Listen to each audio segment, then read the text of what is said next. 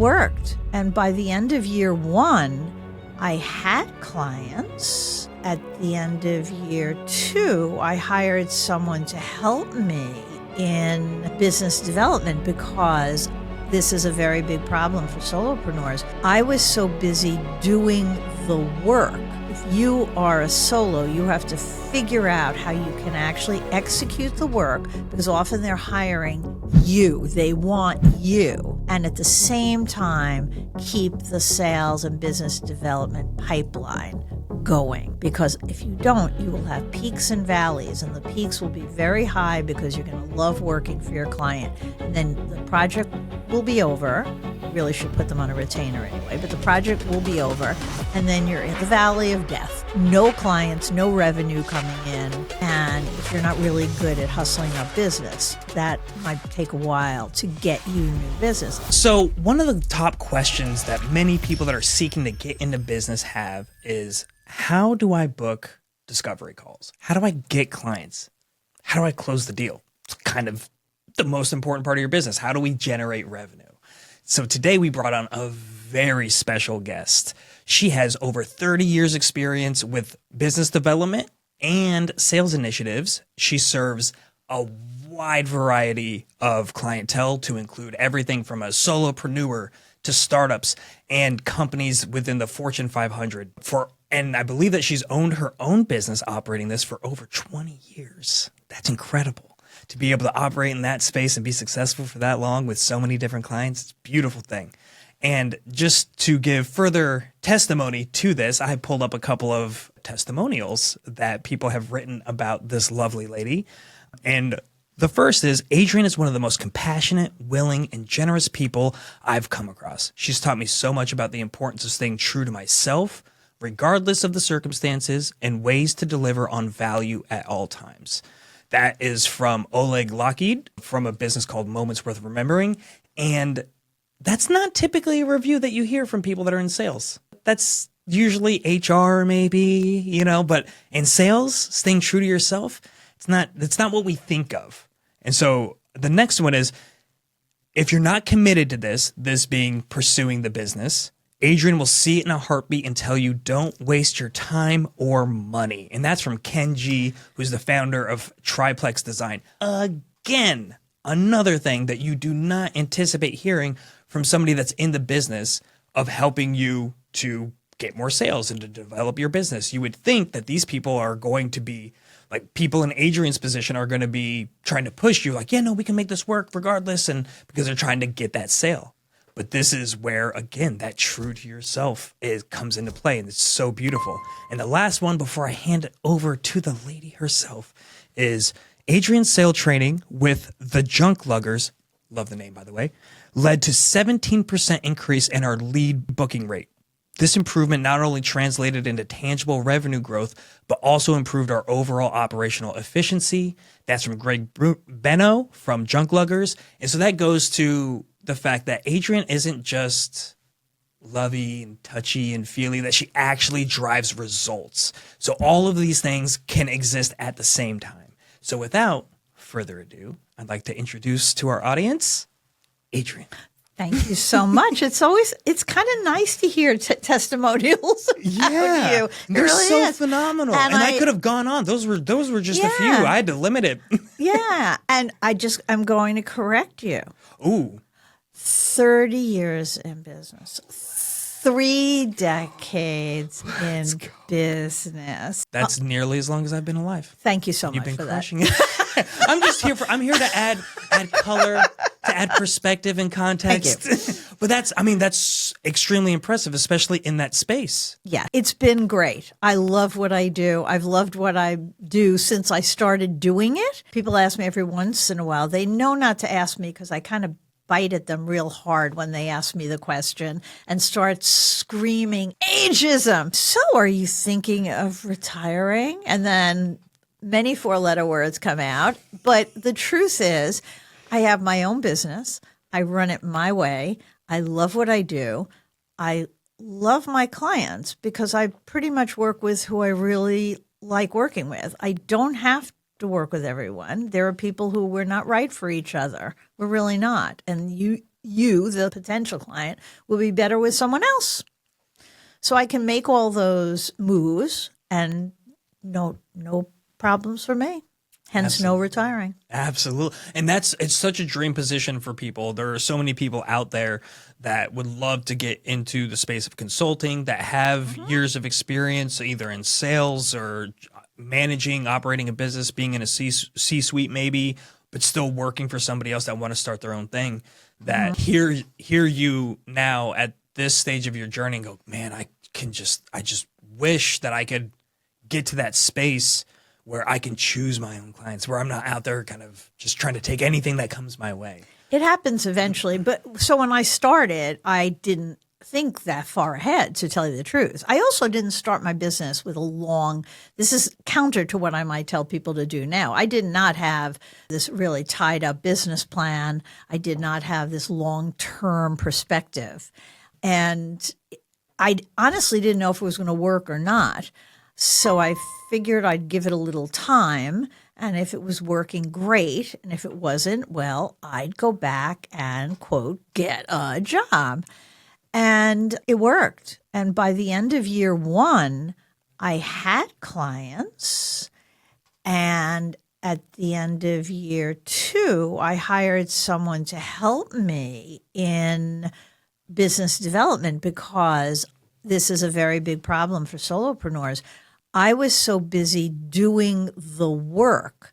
If you are a solo, you have to figure out how you can actually execute the work, because often they're hiring you. They want you. And at the same time, keep the sales and business development pipeline going. Because if you don't, you will have peaks and valleys, and the peaks will be very high because you're going to love working for your client. And then the project will be over. You really should put them on a retainer anyway, but the project will be over. And then you're in the valley of death. No clients, no revenue coming in. And if you're not really good at hustling up business, that might take a while to get you new business. And if you're just starting out, your visibility, your recognition, are you doing a lot of public speaking? Are you getting articles places? Maybe not so much. So you have to think about that before you start. So I'm curious, this is actually a topic I want to dive into in a little bit, is the idea of getting and closing that first sale. But I'm curious, just because we're kind of in this area right now, how did you get yours? So when I started my business, the first thing I did was make a phone call to every human I knew. Everyone who ever worked with me before. Now, I did not have this huge background of business because I started my business a long time ago. But I called friends, family, people I did work with, and I told everyone, if I bumped into you at the bakery, I said, by the way, I have a business. Could you possibly use me? That's what we refer to as guerrilla marketing. Yeah, I was telling everybody. And happily enough, one of my friends was working at a company, and very corporate, okay? And I explained what I was doing. And I said, so do you think they have something? He said, come on in. And again, a lot of my friends were also in earlier stage careers. But I still was able to land some work there, project work. And then another friend had project work. And by then, I realized how important networking was. And I started just, attending things. And I started doing all that stuff that really I was very good at it. I can train it. I just don't really do it myself anymore. Cold calling, sending direct mail, doing everything I could to get visibility, and speaking gigs. That was the first thing I wanted to get, because I knew if I was in front of a room of people, someone would like me enough to at least talk to me. And, playing the odds, if you got 20, 30, 40, 50 people in a room or more, if you're at a big thing, it's hard to get the big things at the beginning, and make your own thing. So run a webinar, run a webinar. You honestly don't care if no one's on the webinar because you don't see it, but record it. And then you post things like, I'm sorry, the webinar was all sold out and perhaps you didn't have an opportunity, but here's the link. Just do stuff like that. And it's easier actually to hustle up those, easier and harder. Easier to hustle it up because of the technology and all the rest of that stuff that's at your fingertips. Harder because your competition now is not across the street, it's across the globe. So we all have so much more competition. Yeah, because it's all that technology that makes it easier for you. Yes. Makes it easier for everyone else too. Everyone in the world. But I will say that the number one thing that I see is a difference maker between the people who utilize content creation as a marketing strategy. The number one difference between the people that succeed and the people that struggle is persistence, consistency, and just the work ethic. Yeah. Like a lot of people are shooting for, like, if they don't get the people that show up to the webinar, then they think that that's a bad strategy. Right. And it's like, how many different ways can you repurpose this material Yes. to send it out? You can make short form content that you put Yes. out on TikTok and YouTube Shorts, and you can do the whole release as its own episode on your own show on YouTube. There's so many different ways. You can turn it into a blog post or a newsletter. You know, there's so many different things you Absolutely. Absolutely. It's really fun to do that also. And I think the times I ran, because, you know, there were plenty of webinars and little things that I was doing on the online that they're, you know, or I would do it like with like 2 days lead time and people didn't sign up, but no one knew that. I love like, hey, spots are very limited. And it creates a sense of scarcity, which goes into spots are really limited. So you should sign up now.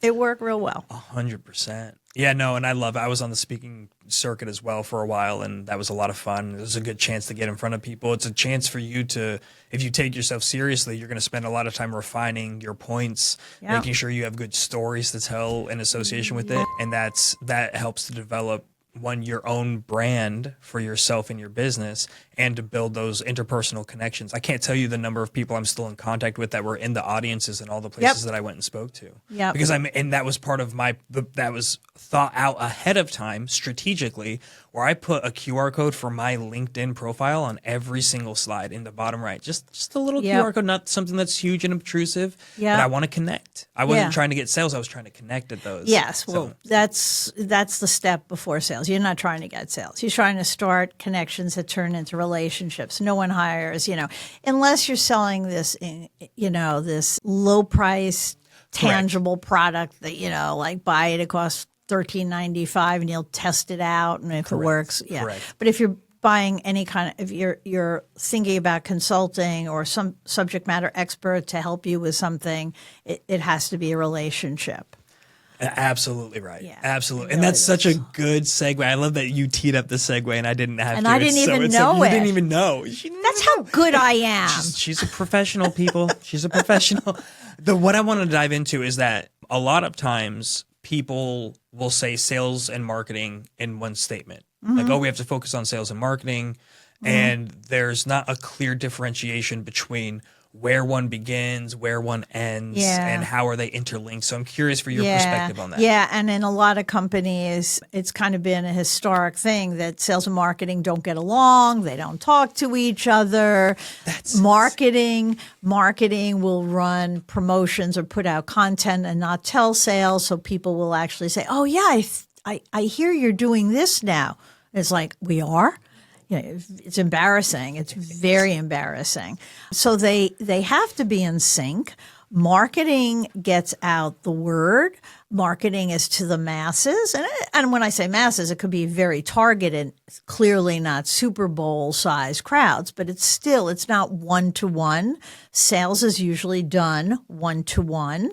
Even if you're pitching and presenting and you're in a conference room with 5-10 people, one person will pull the trigger. One person will take ownership of that decision in most cases, except for maybe some not-for-profits or decision by committee. Those are painful. Those are very painful. But on the corporate level, if you're starting to sell to bigger businesses, if your offer, and correct me if I'm wrong because you have more experience in this than I do, but from my understanding is that if your offer is not within their discretionary funds, then it goes to the same place where it has to go to the board decision because they have to get multi-level approval. Yeah. And that takes where the discretionary funding allocation that you can get for your pitch and your offer for your services, that can go really quick. Yes. Whereas if you exceed that by $1, you're in a different space. It's always good to hone in on where the money is coming from. Does it exist? I work for a very large company that was selling to research labs and for very pricey equipment. And the questions that we asked is, what was the application for the equipment? Is the money available or is it a wish list? Because that's a very common term in research laboratories, wish list, and you get a grant and you might not get that for many years. It won't be dead, but it'll be sometime out there. I love that. I would just want to highlight the importance of understanding the language that your target market is using. You can say when you're speaking to someone in a research lab in an educational institution, particularly, is this a wish list? Application, money. Are they looking at any of the competitors? Because for this particular company, there really were only 2 or 3 others. And just real quick, just for context for these questions that you're asking, because this kind of goes into the next point that I want to dive into, again, natural segue, is how to handle a discovery call. And so are these the types of, and just for everyone's clarity, a discovery call is you've already done your marketing. Somebody is interested in the services or the product that you provide, and you're having your first kind of one-to-one conversation about that. Yeah. Are these the questions that you're asking during a discovery call? That was exactly how that happened, because these people raised their hand because they got a direct mail piece. So they sent back some kind of response vehicle, business reply card or something, like kind of tell me more thing, which I don't even know if that exists anymore. But a discovery call, it depends on the product. It depends on the type of potential customer, et cetera. And these days you can do so much discovery pre-conversation because the internet is there. It's a treasure trove. If someone raises their hand, what did they raise their hand to? How do you ascertain they're interested? And is the person who's interested one of the key or the decision maker, or is it an influencer, or is it, with all due respect, somebody who is not close to that decision at all? They're an information gatherer. And so you have to know that first. And it's important to develop that. And I get real up close and personal, and we'll schmooze for a while about all sorts of things before we get to those questions. And I'll usually say, I'd love to get a little bit more information from you to make this as brief and to make sure we're in the right playground together, you know? And I kind of set the table that way. I'll say, I don't want to waste your time. No one wants, even if they have nothing to do. It's amazing how people have really not that much on their plate want to be perceived as someone who's incredibly busy. I have just 5 minutes, and like 5 hours later, they're talking about like their dog or the vacation they took 7 years ago or something like that. It's like, I thought you were in a hurry. Like, I'm in a hurry now. But yeah, you want to know what are the key variables that you need to know. For me, it's always who's going to make the decision, who's part of that decision. I'm always interested in what they're looking, what's the application? What are they looking to accomplish? There are conversations that I go just like this. I go, oh my gosh, I'm so glad I asked you that. I'm so glad I asked you that this early on, because I don't do that.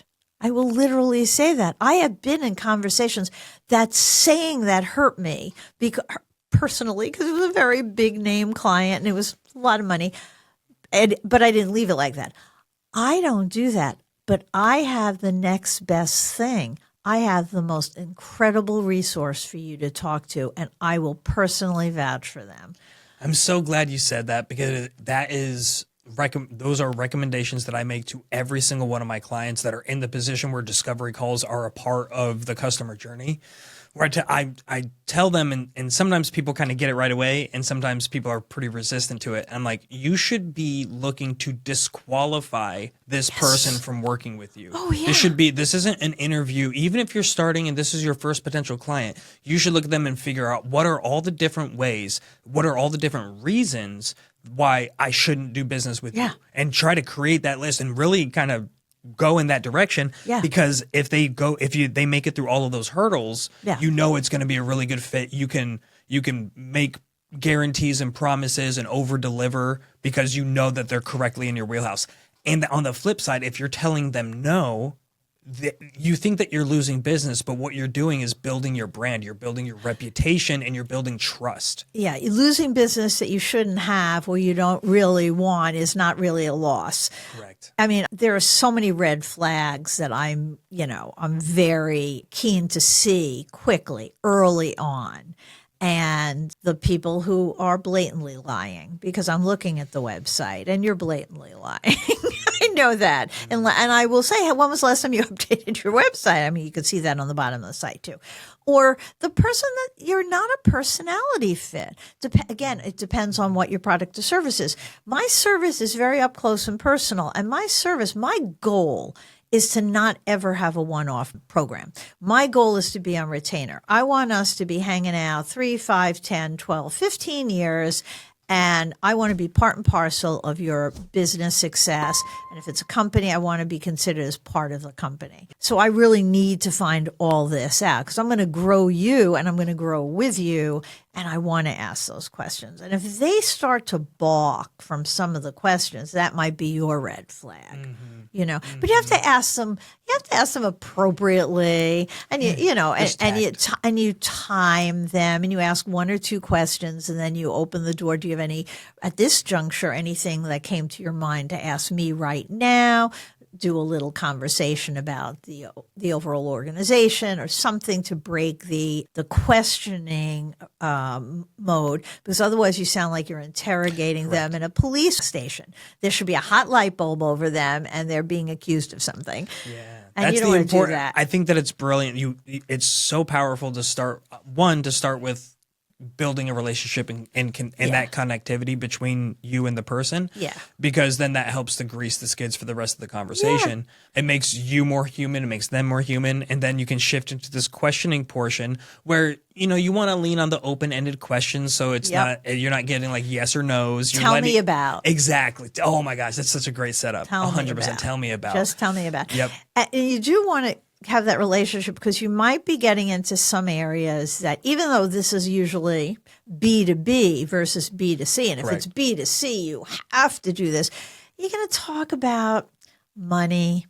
You're going to talk about who really makes a decision, and the person talking to you may not want to reveal that they have no pathway to power, and so it's awkward. And so you have to feel it out and be able to talk it through before you're going to hit them with something they have to reveal that they're uncomfortable revealing. And if it's B2C, obviously you have to do that. You're not going to talk to them like it's the CEO of some organization. So that's just stupid. That's all I can say. No, you're absolutely right. You have to know your audience. You have to know your audience. Yeah. Yeah. And there are ways you can kind of do some questions when people are scheduling a time to do a discovery call with you. If you have like a booking calendar, a lot of startups like to use Calendly or those kinds of things, which is great. And you can have a few questions in there to help you figure out if you even want to have that conversation. Correct. Absolutely. So when we get to this, kind of goes to the idea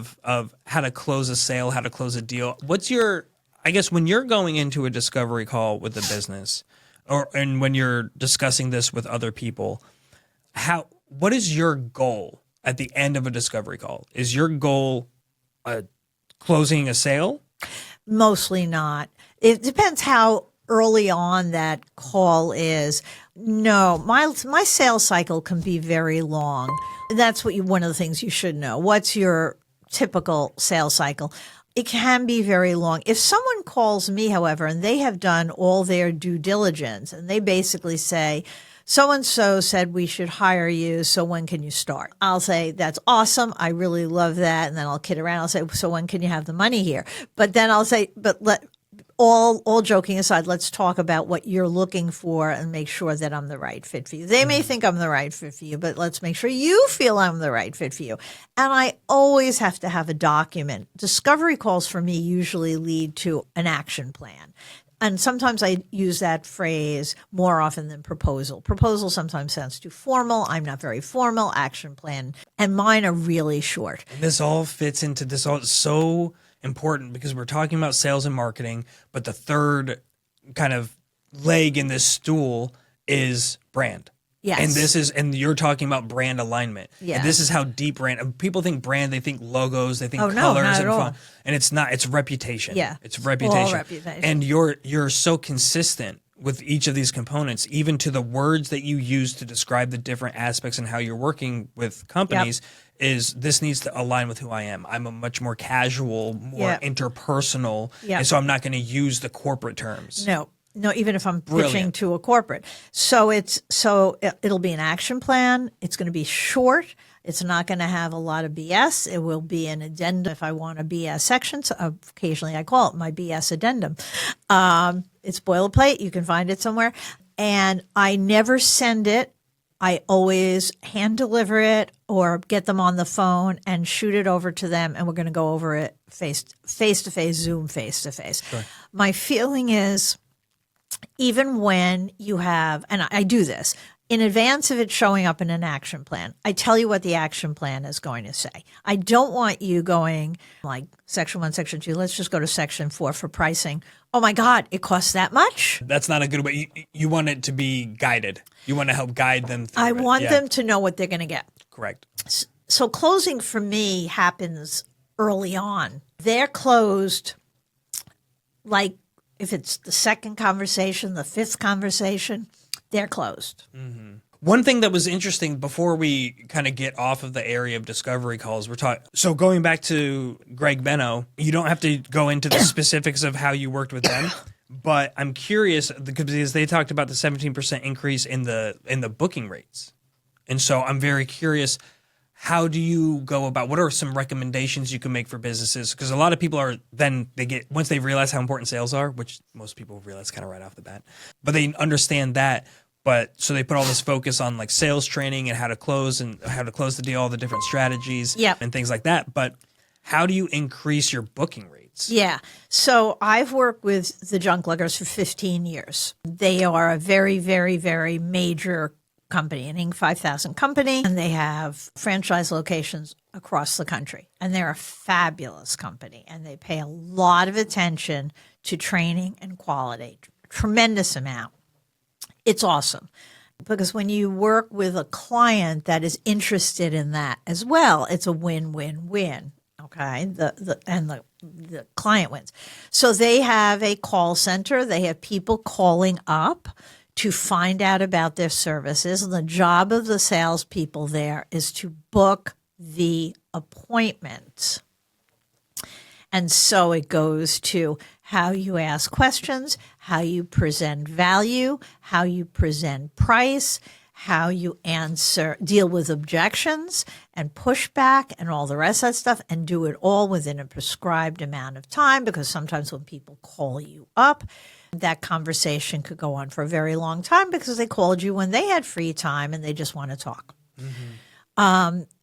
The Junk Luggers depends a tremendous amount on statistics, length of call. They use a lot of technology to track everything. And some companies don't have that good fortune to have that, because those are all things that work in your favor. And even if you're a solopreneur, starting your own business, whatever it may be, you consult, you coach, you're going to sell a product, you're in the tech space, you're a writer, it does not matter. You should be keeping your own key performance indicators. Okay, you really should. That KPI term, which everyone thinks of big corporate, when you hear that, no.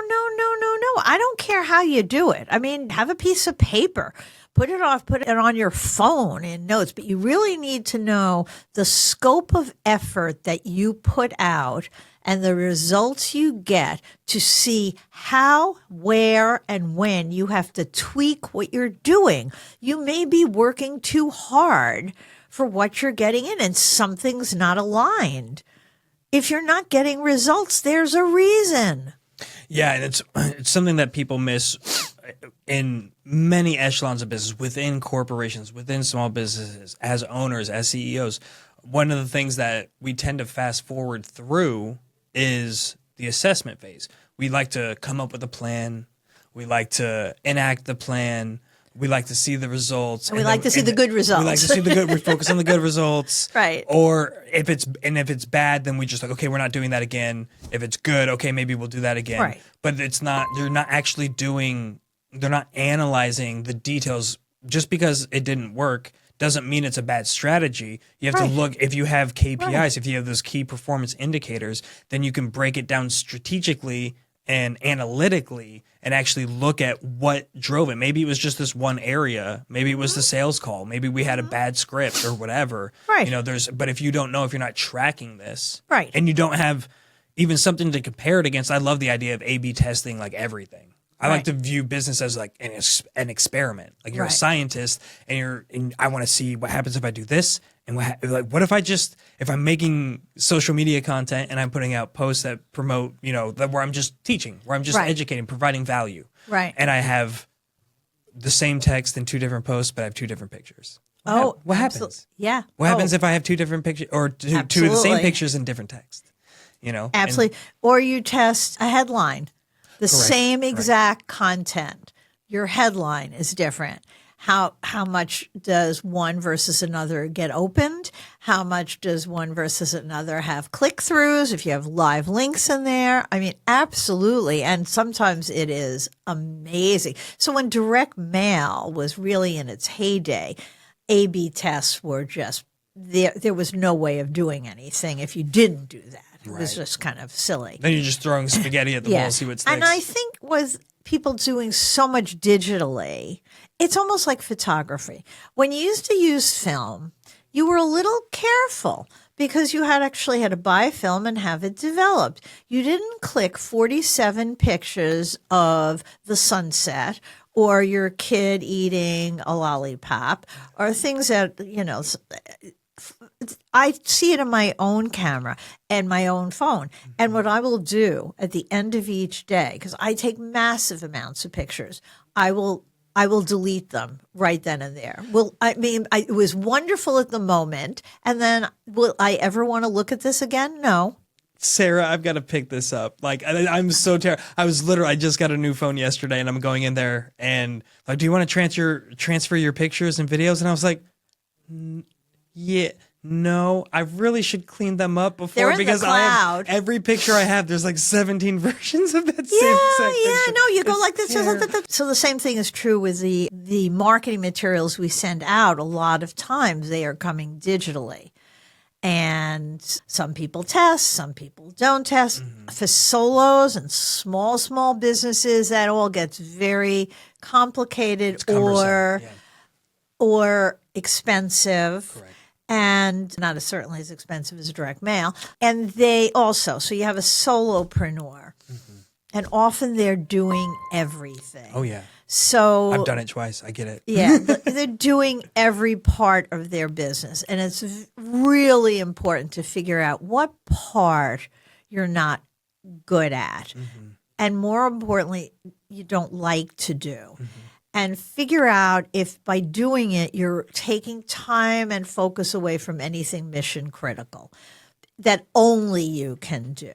So I outsource bookkeeping and accounting and that kind of stuff. One, I'm really bad at it.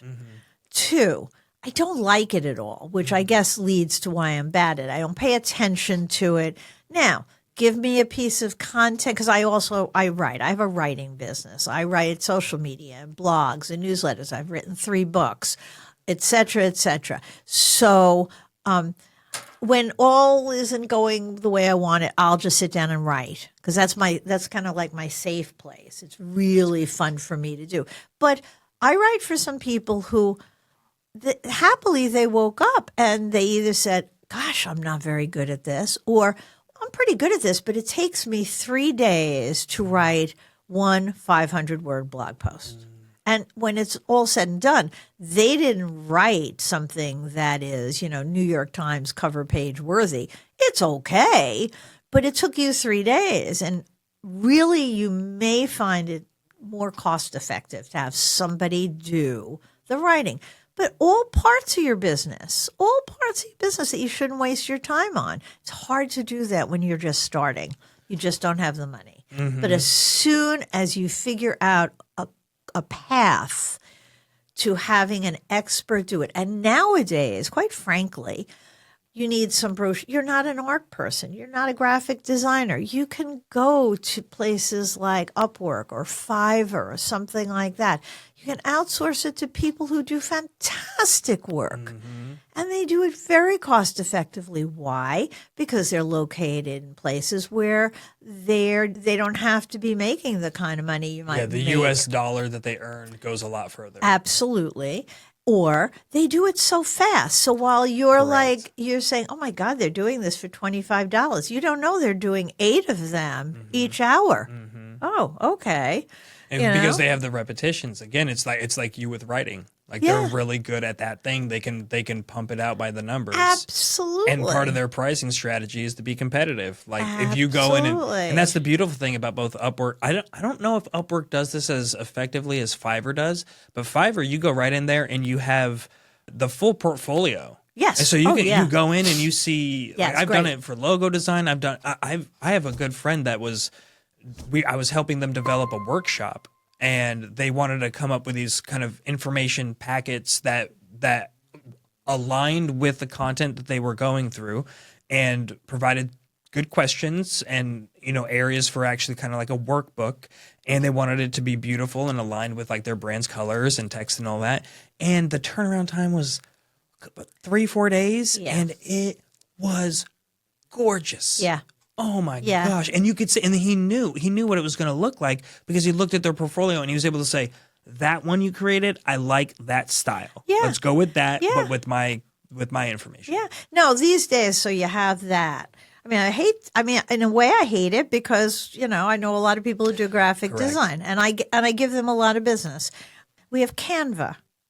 Oh, please. Canva's great. You do not have to have any technical chops. Every thumbnail we make for this podcast comes from Canva. Canva's great. And I think it's been a question I get asked a lot. Is AI going to destroy my writing business? Absolutely not. It, in fact, has helped it grow in a very short amount of time. Why? Because AI is fantastic. I'll go to chat 20 times a day. But I have never, ever taken something that chat has written and had it as my final product because it doesn't sound like a human. It doesn't sound like me. Even when you prompt it really well, I use it as my like person I want to brainstorm with. Like, hey, chat, I'm looking to do 3 posts on, what kind of titles would you think in a more serious mode, but also give me ones that are much more casual. And then write this in the style of, and I have so much stuff out content-wise, I can now almost write in the style of Adrian Miller. And really, anyone can even do that. Well, you have to do a little bit more work than Adrian Miller's got to do because she's out there and chat can access your work. But if you've written things already, like if you've been doing the grind and the work, you can throw it into there and have it learn your writing style. And it has to be stuff that was out there, I think, 1.5 to 2 years. Like if you're putting stuff up now, they're not at it. Directly into ChatGPT. Oh, yes. And again, that kind of goes more into the 4.0 paid version because you're very limited. I don't think you can do attachments, and I don't think that I think the word limit's like 500 or the character limit's 500 for the 3.5. But on 4.0, it's like 25,000 words. You can do attachments. I've put Excel documents in there. And it's really powerful, like because that's the way that I trained it on mine. Like I had it recognize my podcast and everything that I was doing at the time, but then I would take the transcripts from there Yep. And then when I got the paid version, then I put those transcripts into Brilliant. there, and then it's like, oh, I know how you actually speak. Yes. And so that was very powerful. very- So a little tip and trick Yeah. for the people at home if you're not as prolific as Miss Miller. So all those tools are out, and it's AI won't take your job. AI will take your job if you don't know how to use AI. Right.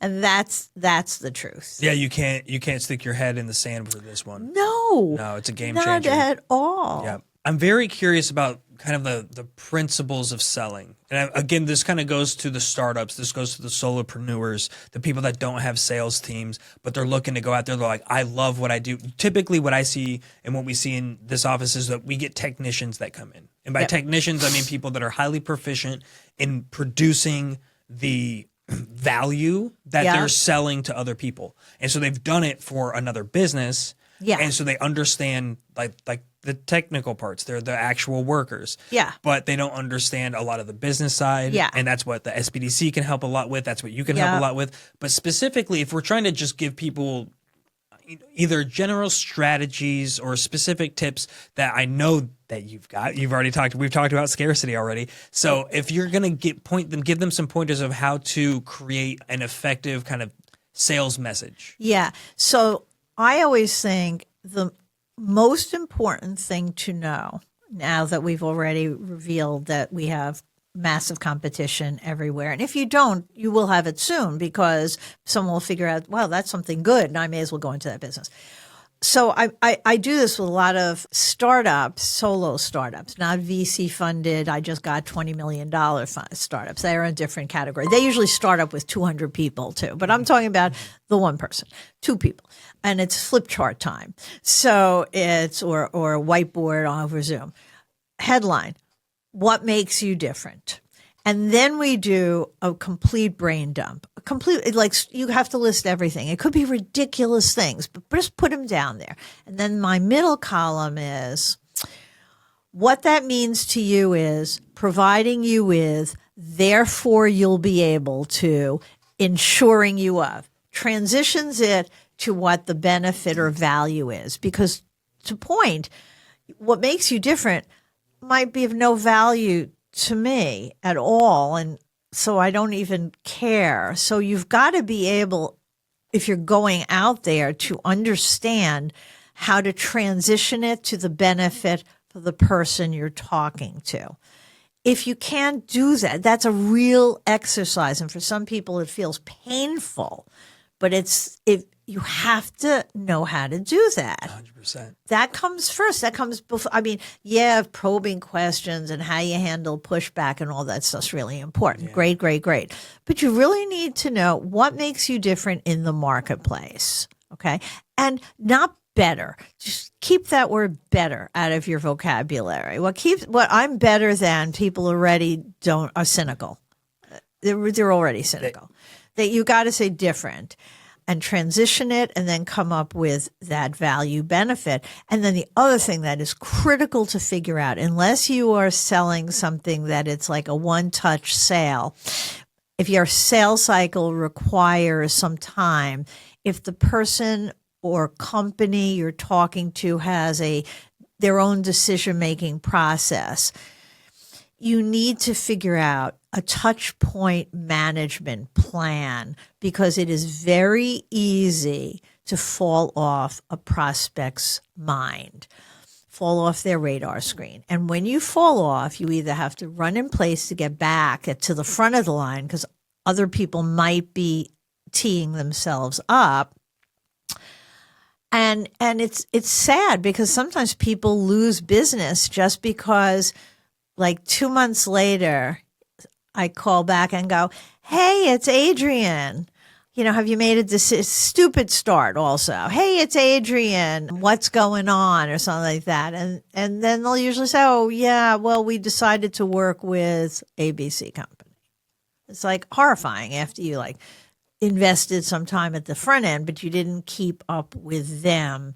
and that whole cycle. But as you're touching over the weeks or months, sometimes years, you're rebuilding on the information you gathered. Did any of it change? Did the decision maker change? Did the application change? What changed? Did anything change? What do I have to be up to date in? You're keeping on top of them by Google and all the rest of that stuff.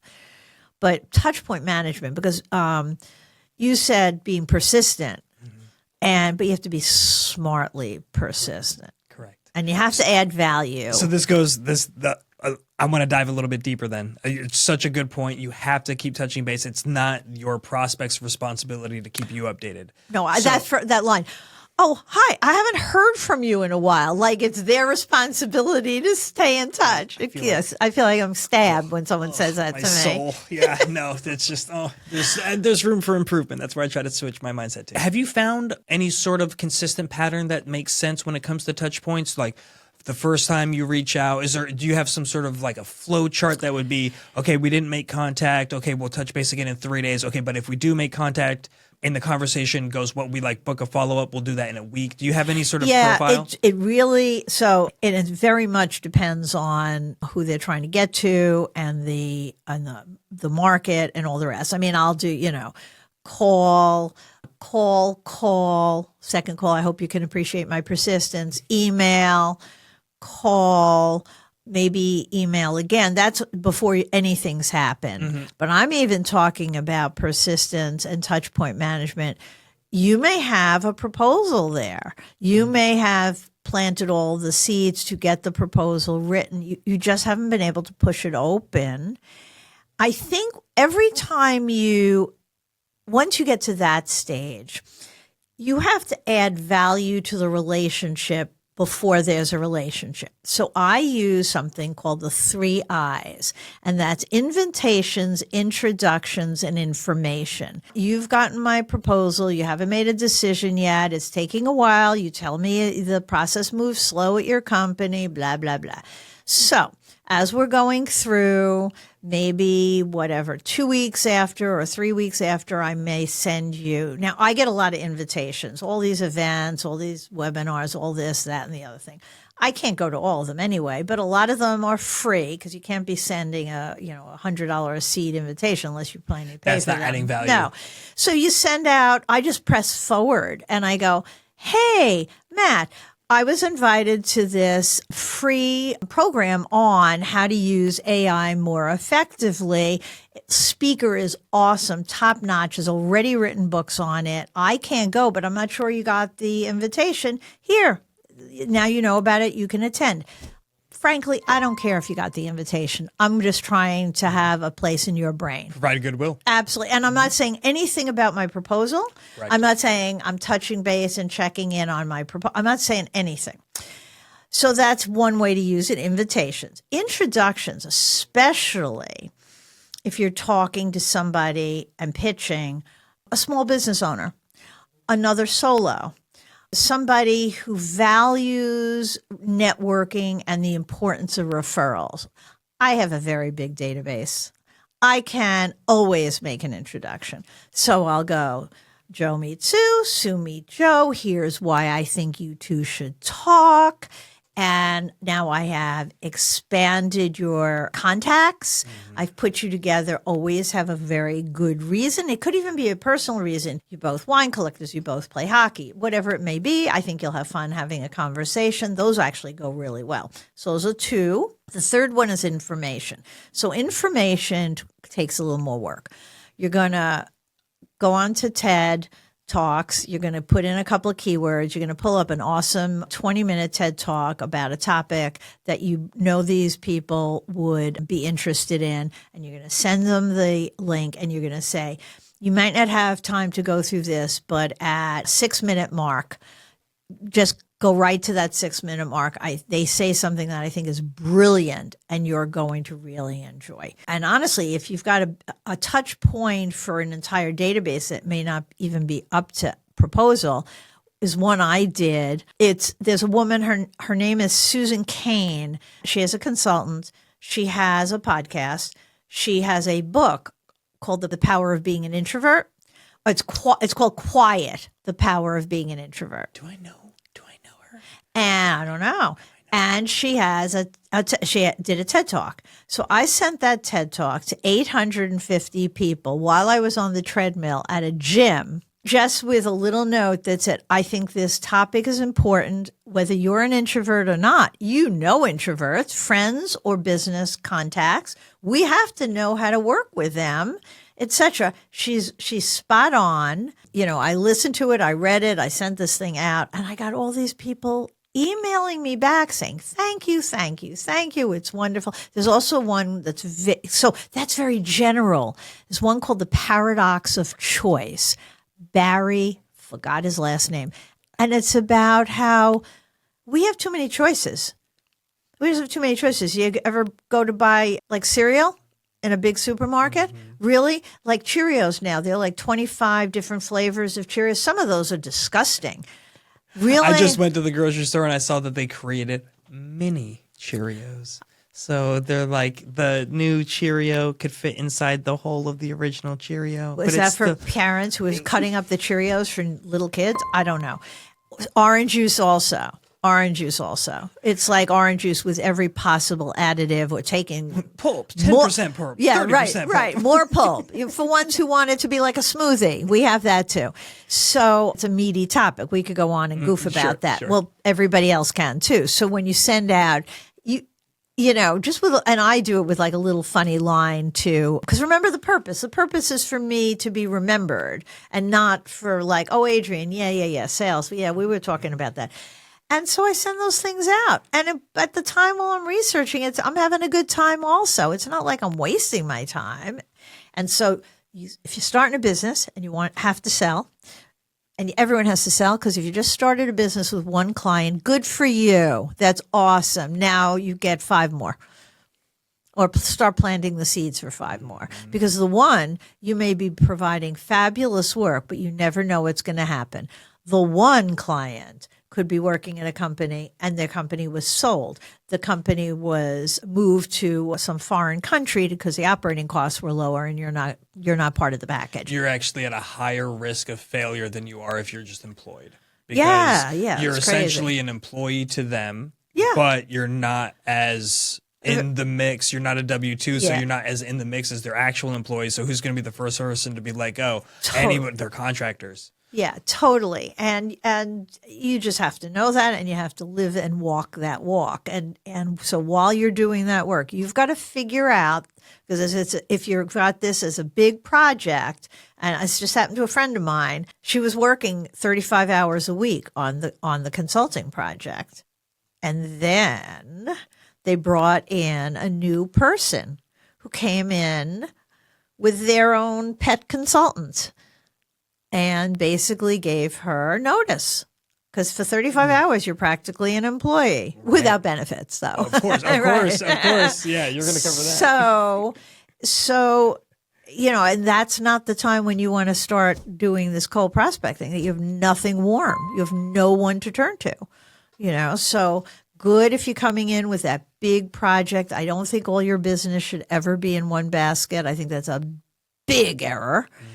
And because you could still be doing great work and it's over for so many reasons. Absolutely. So we've covered a lot. We've covered kind of lead magnets and how to attract new leads and book those calls. We're talking about getting out there on stage and speaking, blog posts, social media, developing relationships. We've talked about how to kind of manage and handle a discovery call and the importance of kind of understanding what the purpose is and the length of your sales cycle and everything. I'm curious at this stage, if you could give us some of the behind the scenes, some of the real deep, dark secrets of the sales world when it comes to how do you close the deal?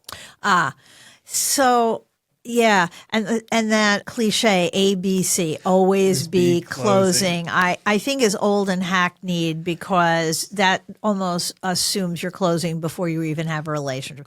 And I wasn't really being dishonest when I say, by the time we're getting to that proposal action plan stage, my closing rate is very high, not because I'm such a superstar salesperson, but because I've laid it all out on the table. There's no surprises. When they get it, it's confirmation. So I'm sitting with you and I'm going, so I'm thinking it's going to be a 6-week and 3 days a week. What my budget would be for that is, and this is how I would lay it out with your team, because we can't have everyone off sales while business has to go on. How does that sound?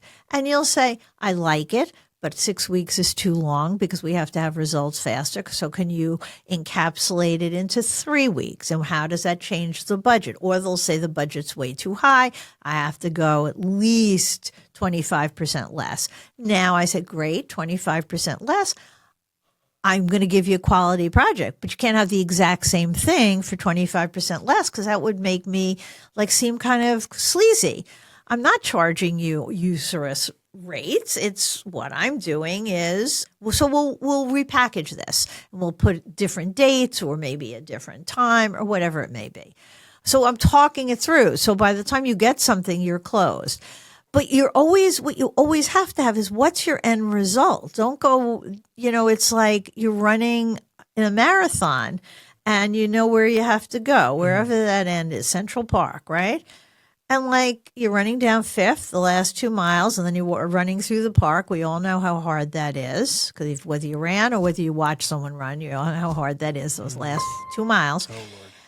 It would not be the place to start saying, I really like 3rd Avenue. I think I'll run back to 3rd Avenue so I can get a Starbucks, because I know there's no Starbucks in Central Park.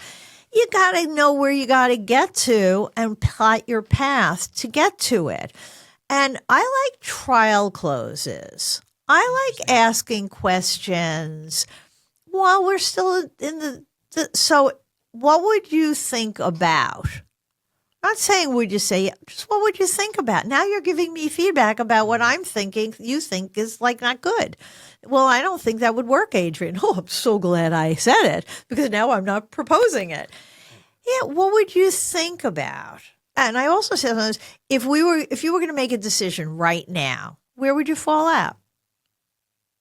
If I know I'm not talking to the decision maker, I'll say, if you were making the decision about this, are you coming in as a yes? Are you coming in as a maybe or as a no? Especially if they've got to present this elsewhere. Sometimes you can't get near the person you need to, and you do have to use, and their influence sometimes isn't as influential as they would like. I want to know that they're going to go in and say, this is the best thing since sliced bread, and we're going to hire her. You have to turn them into an advocate. Raving fan. If they're not a raving fan, I teach that with consumer calls when the blowback is, I have to talk to my spouse. Correct. And you go, absolutely, this is a big decision, and it's a fair amount of money. I expect you would have to talk to your spouse. If you were making this decision right now, all on your own, spouse was not in the picture at all, do you believe this would be the solution you'd take? What do you think? And when you hear someone say, well, I'm wondering, and now thank goodness, because you opened it up to get a decision handled or a question handled, or if you hear someone say, absolutely, I know you could take care of it, then you say, okay, so let's figure out how you should present this to your spouse. Where do you think they're going to balk? Is it money? So we're going to figure out how to present this the money way. You payment plan, all the rest of that stuff. Yeah, I mean, it's closing as a process. It's not just everyone thinks of closing. Can we start work on Wednesday, or would Tuesday be better? Or if you're setting an appointment, I'm going to be in your area on Thursday afternoon. Is that good for you? These are a lot of old sales techniques that have been taught to people in the past. Oh, there are books on them. You create this option or this option, so you're not presenting an option where they can say no. You're presenting two different options they have to choose from. But they say no. Very old, and yeah, exactly. Yeah, they're not effective. My favorite is when I get the sales call and they say, Ms. Miller, I'm going to be in my town tomorrow afternoon. Is there any way I can come by and see you at 3:00? And I go, oh, no, actually, because I'm going to be out of town. And then they blow their credibility by saying, well, I could be there Friday too. Mm-hmm. It's like, okay. And So then you could really be out here at any time. so I usually say, look, not for nothing, but that approach, I don't know who's trained you on that. It just doesn't work anymore. It's pathetic. Do you have an option B? Let's try that one. Let me hear it. I Yeah. can give you some tips. Yeah, that's right. I'll train you while you're on the phone. By the way, could you tell me your boss's name so I can call him or her and say, I can provide sales training to your company. yeah, you really need sales training. That's how people who did direct mail art, graphic design, how they got a lot of their prospects. Because back in the day when our mailboxes were filled with 10, 20, 30 packages from every bank, every telecom company, stores, Walmart, blah, blah, blah. They would get some that they were terrible. They were really, really, really terrible. And they would call up and they'd search around and find the person who was very carefully, because it might have been done internally, and you don't want to tell the internal person that their graphic design stinks. But they would find out who was responsible and then present some other options, etc. So that worked all the time. What worked for me all the time was back when the New York Times had their classifieds, and I would just go to the sales column, many columns usually. Sales was always a hot job, and I would call every single one of them and pitch my services for training. I didn't try to apply for the job. I saw that look on your face, and I thought that you were thinking, no, I didn't do that. I went right for, I saw your ad, that's awesome, etc. How are you training them? That's brilliant. I mean, that's talking about finding your target market. Where can I get in touch with them? You know, how can I do that? And if they're actively seeking people to add to their sales team, I mean, they're basically putting out a promo for you. Yeah.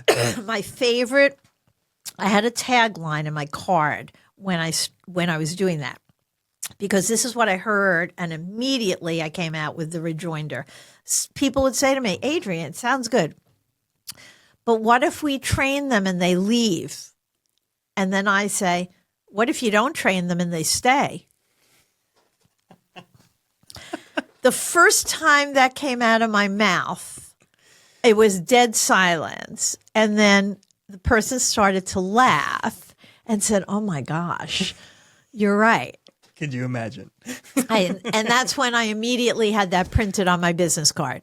Oh, that's so good. It was my tagline. I love it. That's a perfect tagline. And it came straight from somebody giving me pushback. And I mean, I could have come out with, well, what if we take them and they leave? And I could have done all sorts of things about your brand and having it undermined in the time they're there, blah, blah. But I didn't. It was just a knee-jerk response. Like, well, if you don't train them and they stay? It was like, okay, you're right. It's a fair point. Yeah, fair point. We'll hire you now. Thank you very much. So you had brought up pricing. I'm very curious about that and what strategy or what perspective do you take when you're developing pricing? Is this individualized per company? And how are you developing it for each? Yeah, I sell a very personal service. And so, yes, it's done per company. I don't have a price list on my website. I don't have any prices anywhere. It's because there's going to be circumstances. And there's going to be, I'm going to be talking to you and you're going to be my key contact as well as the person who's going to say yes to this. I can see already you're going to give me a lot of stress. So there's an upcharge for agita. And there is. I mean, I didn't used to do that, but I learned there is an upcharge for agita. And for the listening audience. Yeah, stress is really stress. Right. Yeah, it's Italian stress. Yes. Oh, Lord. And we give it good. Yeah. I don't mind talking about the money because I'm worth it. And so, and we're, this is an exchange for services. We're not... So if I'm working with a brand new startup, I really feel very strongly about, particularly one who's doing something in the public good or a not-for-profit, I will do certain stuff pro bono all the time because I can now. I couldn't do that when I was starting, but I can. But I'm not going to do that for a for-profit company that, quite frankly, is very profitable, or at least tries to appear very profitable, like some of the banks, et cetera. I'm not giving it away to a bank. One bank asked me to do that. They asked me if I would do training. This was 2 years ago. 3 years ago, was COVID was going on, and they asked if they came to me through LinkedIn, and they asked if I would come in and do a day-long training. And so I absolutely, and then was still talking, and they go, we'd like you to do this pro bono because it would be, think of it like an audition, and then we're going to anticipate there will be more work. And I just said, one, I auditioned 30 years ago. I'm way too experienced to be auditioning at this point in time. Sorry, that's. I said, you're saying there may be business. Is that because you're anticipating I'm going to fail? Like you're actually even talking to me? No, you're anticipating I'm going to succeed. So what do you mean there may be? Do I get a contract for that work in advance? And if none of those work, then I really said this. I knew they were going to get annoyed, but I didn't care. My car loan happened to be with that bank. And I said to them, my car loan is with the bank. I'm happy to give you the loan number. I still owe about $25,000. If you'd like, if you can pick up my loan, I'll come up and do the training. Let's go.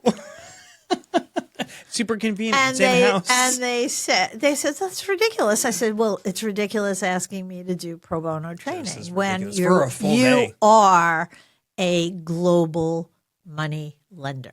Or a global bank. That's even for somebody coming out for an entire day. That's even that. Yeah, 25,000 would be a low ball. Yeah, offer. It was just I couldn't help it. It just came out. Good for you. Take my car loan. You have to, and that's something that I think a lot of people, especially in the early days, I fear for them taking on those types of quote unquote opportunities. Well, the other thing you have to watch out for early on is, so back to pricing, and then I'll get to the other. Do some homework. Find out what other people are charging. Mm-hmm. Just, where do you come in? And if you're going to come in high, that's fine, but be able to explain why. It goes back to that, what makes me different is. Mm-hmm. Okay.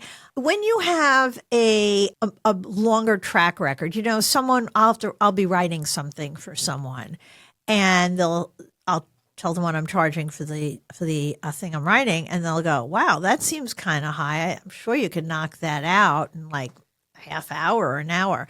I said, that may be really true, but it took me 20 years to get to that, being able to knock it out. And that's really what you're thinking about and looking at. That's the mindset. And you don't have that at the very beginning. Correct. Well, sometimes you do.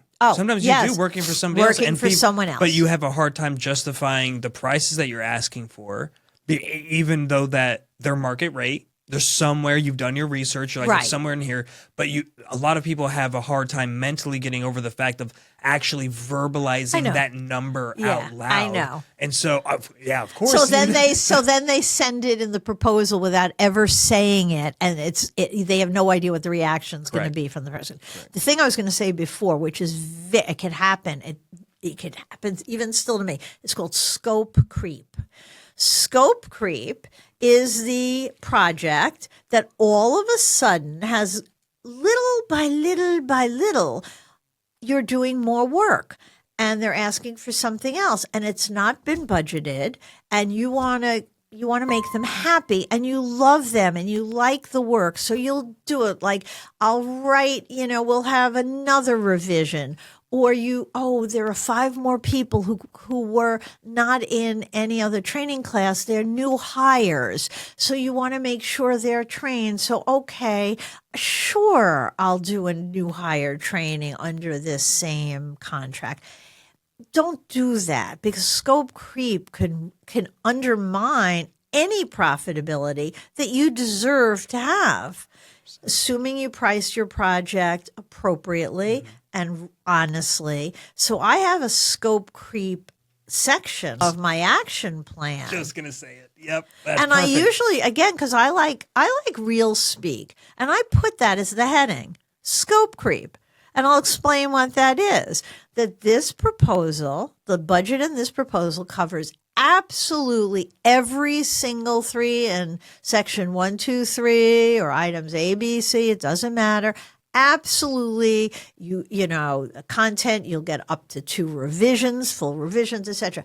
Anything that falls outside of those parameters will be subject to a new budget for that work prior to starting. Yeah, and it's a simple line you can throw in there. Specifically, you make sure to touch on it when you're going over the final, because when you're at that point, you're close to the ending point of the initial conversations. Absolutely. And so then you just make it clear. And a good company that you're doing business with, or a good customer that you're doing business with, will respect that and actually appreciate it. Yeah, because a lot of businesses get caught in the scope creep 100%. kind of situation. 100%. Services more than products, but any kind of service. I've run webinars on scope creep. I've had this conversation. We've had panel discussions. Can I just have my friend who designs logos?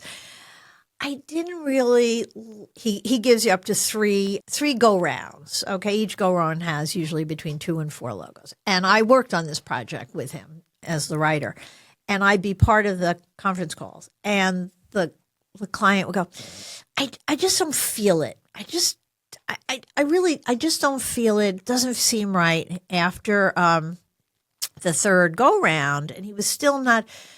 Actually, at the second one, my friend said, so do me a favor. Tell me what you don't like about it. More specifically than I just don't feel it. And he couldn't. He couldn't identify shape, font, color, size, nothing. So then we went to one other option. Do me a favor. When you see a logo that moves you, take a picture, send it to me. Or if it's a logo like you like the Apple logo, tell me. I know what the Apple logo looks like. But if you're driving and you see on a truck, click your phone.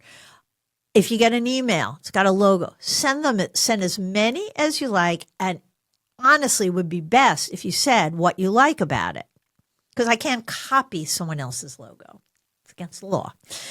And they were never able to do it. They never were able to. And we tried, we fed, and I even said, because I usually don't like giving examples because then I'm leading you, but so what about that color? What, are you leaning towards those kinds of cool colors?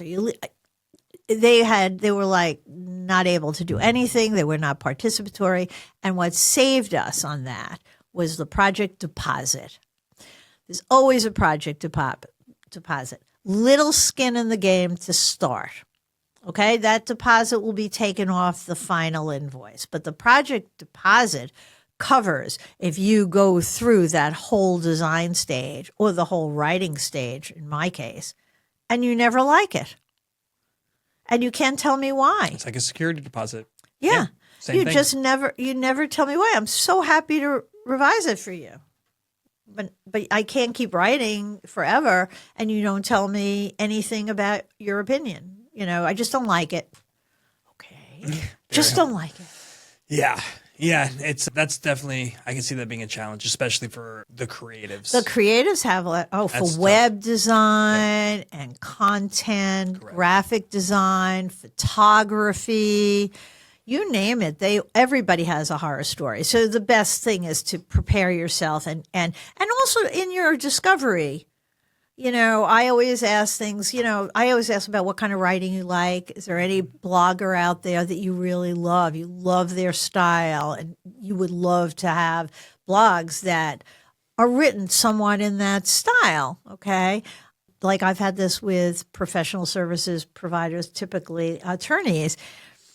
They want their blog to be they're the smartest person in the room and but the blog's going to a consumer who's not a lawyer, like you and me.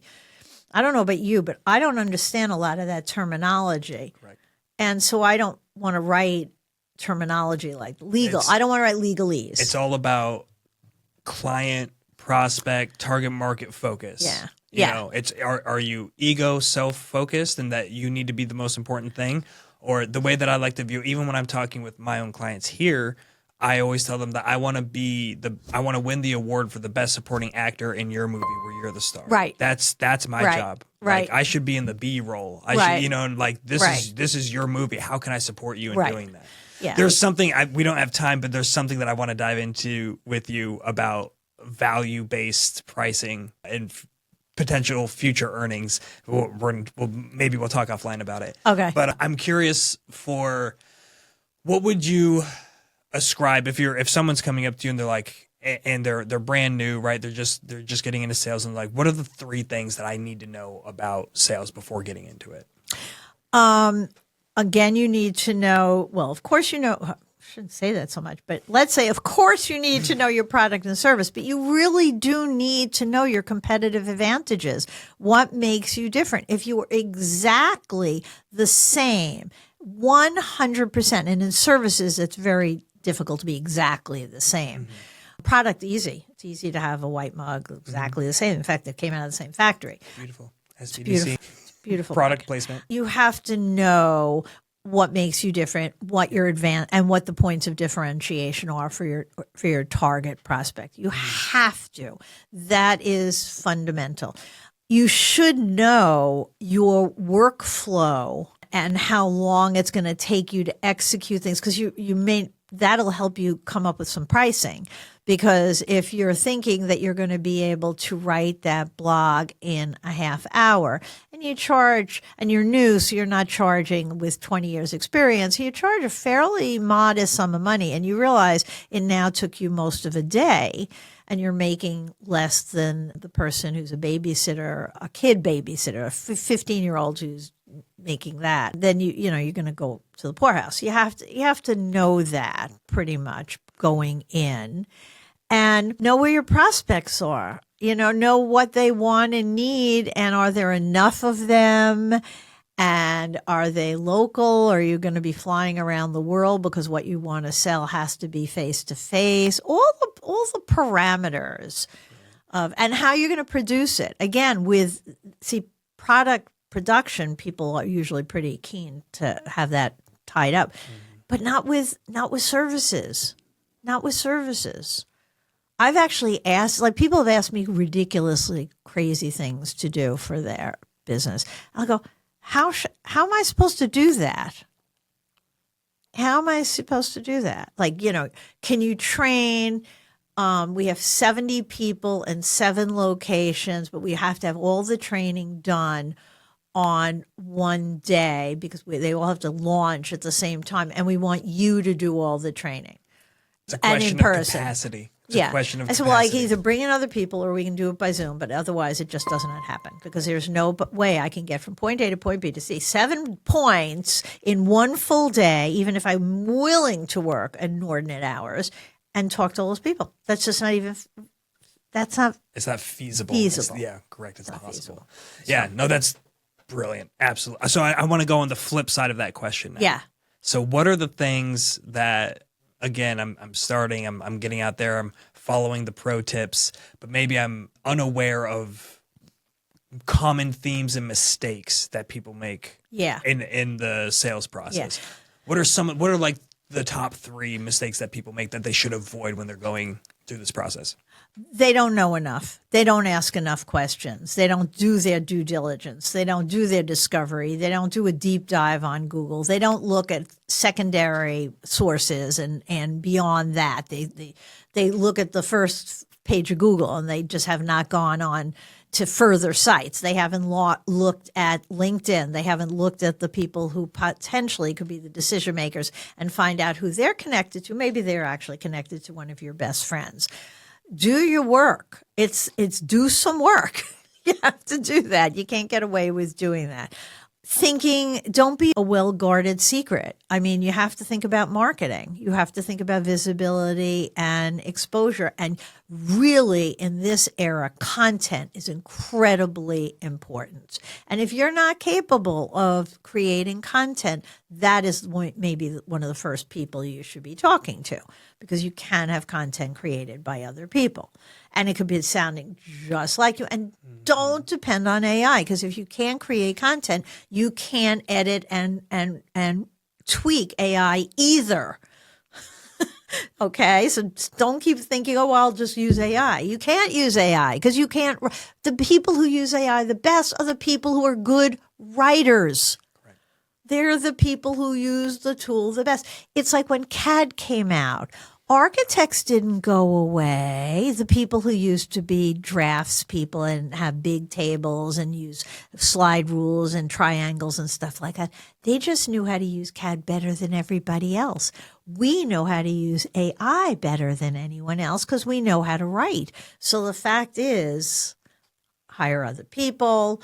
And I think people who are new and don't like to sell, let's take the word sell out of it. I think they should just learn to love networking. And if you hate the word networking, call it making friends. Call it developing relationships. And where do you do that? It doesn't have to be at a formal networking group. It could be informally. It can be you're hanging out at the baseball field watching your kid play t-ball, and eventually you should be turning to one of the other adults and saying, so when you're not standing here watching little Tommy play t-ball, which by now is really boring because those games are brutally boring, what do you do? And I did that with my kids' hockey, which you're actually at a rink for 30 hours a week. And I got a really good client from that. And nowadays it's battling your attention competition from your phone. And it's Yes. like keep your phone and there's a time that you can use it even strategically for the business. But when Yes. you're out and physically at an event where other people are at, take advantage. Take advantage. Yeah. If your face is always down, first of all, your neck must hurt by now, Truly. and you're missing human engagement opportunities. And the best thing you can do on LinkedIn, which is, it's really been so much fun for me, is I have met a ton of the people in person, and we've become real friends, and we've gone out together, and we've had lunch, and we've gone to do things together. It's been great. So get off social and be social. Okay, be social, but the way we used to talk about it. Don't just be on social. And that I don't care if I'm talking to somebody who's Gen Z or some old person who says, I don't know how to do any of this. And everybody in between. If you want to be in business, figure it out. That's 100%. all. Figure it out. 100%. One of the things that I picked up when I launched my first podcast was my target market was people who own businesses, entrepreneurs, artists, people that broke the mold, that went from a 9-to-5 and Yes. shifted into something more creative or owning their own business. And so I've developed the habit of every time I would be out and at an establishment, I'd be out on a date at a wine and paint place. And the person who's leading the class, I'm like, you did such a great job. Like, this is amazing. How do you guys run your shifts and schedules? And they're like, oh, well, the owner does it this way. I'm like, oh, that's really interesting. Is the owner here? And then I'm like, I would like to tell them how amazing you were to give you a recommend. And none of this is lies. I would really only do it when I have something good to say, but I'm like the ever optimist and see good in everything. So it made it really easy for me to do that. I'm a big fan of gratitude. I think it's the most powerful emotion that we can manually turn on and that can change our lives. So I did that. And that's, if you just start thinking of those places every time you go out and you're consuming, you're patronizing another business, it's an opportunity for you to just practice the skill, even if you're not looking to get anything out of it. If you find yourself to be a little bit more introverted, or maybe you're extroverted and you just don't know exactly what's the most, just start in those little places that you go already. You're already there. There's a zillion networking. Also, you're starting, again, if you're starting on a very minimal budget, there's ways to network. You could start your own group. You could start your own group, and it's an awesome thing. You can call 5 of your friends. You can call business people. You can call prospects who you would like to, I'm starting a networking group. This is the focus, do a little one sheet off of Fiverr. And so networking can be incredibly powerful when you don't have a lot of revenue to spend on fancy marketing, more expensive events and things like that. Mm-hmm. And social media. I mean, basically that playing field is you can jump into the free version of LinkedIn and do very well. Thank you.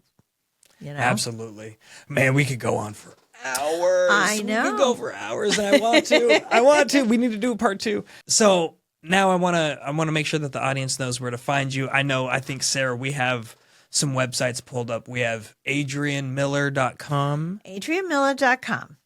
My LinkedIn, I'm always very attentive to. Okay, what's the LinkedIn? I thought you might ask that. I was almost hesitant. I think it's www.linkedin. I think then they have a .in, and it's just /Adrian Miller. Okay. And it looks like me.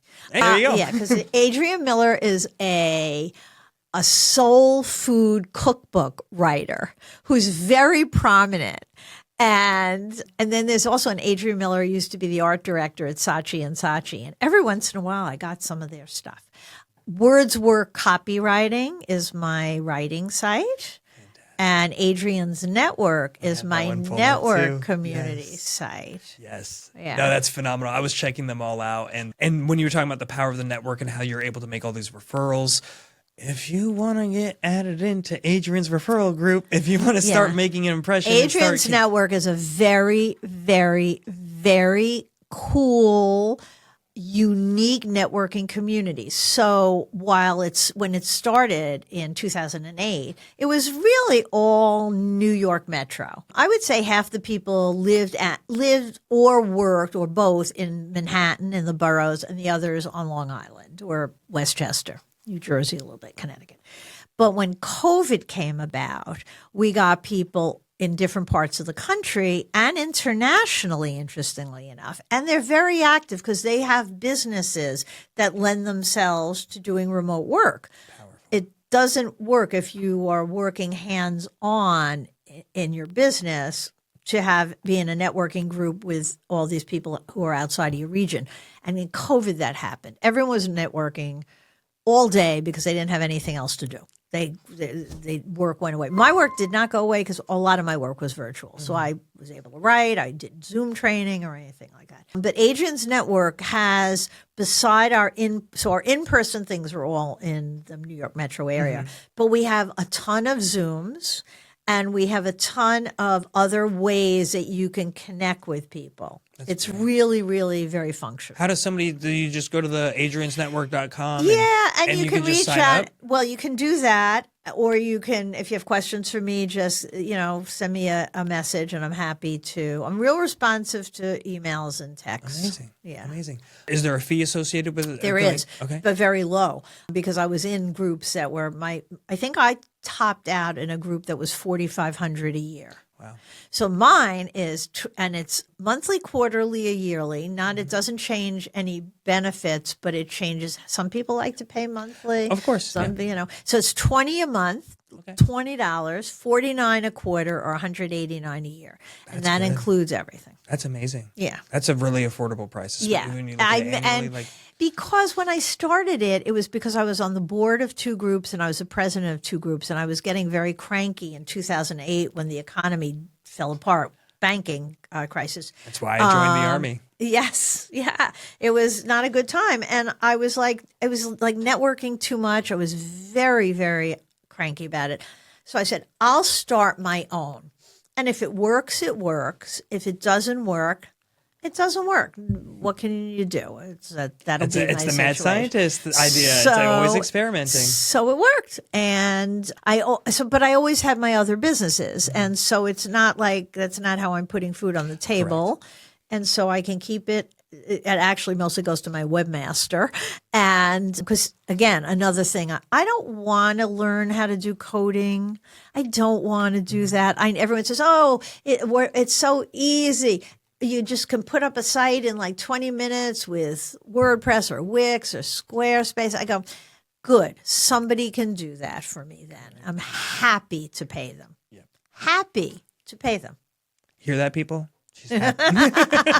That's right. If you're designing a site, I might be happy to pay you. That's perfect. Adrian, I can't thank you enough. Thank you. This was fun. Good. This was fun. Do you have any parting words for the audience before we depart? No, my parting words really are, I don't want to get sued by Nike, but I say these words a lot, which are just do it. I mean, if you're sitting there miserable at your job, etc., or not feeling comfortable with the way your own professional trajectory is going, take charge of it. No one else is going to take charge of it. You have to take charge of it. It is your life. And you want to be smart. You want to maybe stay at the job you don't like and amass a little bit of money so you have a cushion. Usually shouldn't start. I think the rule of thumb is like have 6 months to go on when you stop having a paycheck. That may be more for you if you live in certain areas of the country, because that 6 months will go very quickly.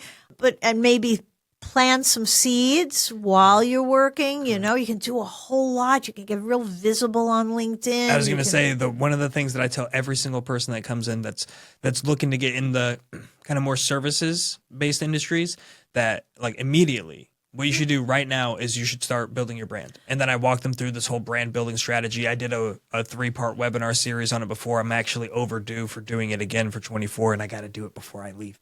So yeah, I've got to hop on that. Yeah. And it's so powerful, and you can do it right now. It takes 30 to 45 minutes a day if you're taking your time. Yeah. So you just start. Just start. Too many people wait till everything is all buttoned up. All their I's are dotted and all that, and everything is perfect. And something is better than nothing. You've got to get started. Yes, that piece of marketing material you develop, you may look back at it in 2 years and go, oh my gosh, that was terrible. Yeah. That's fine. Get stuff out there. Start building your brand and building some base and move from there. 100%. Don't wait. Perfect. Don't wait. Adrian, you're the best. Thank you. Thank you. Thank you. It's great. Toodles, everyone. Toodles. Toodles.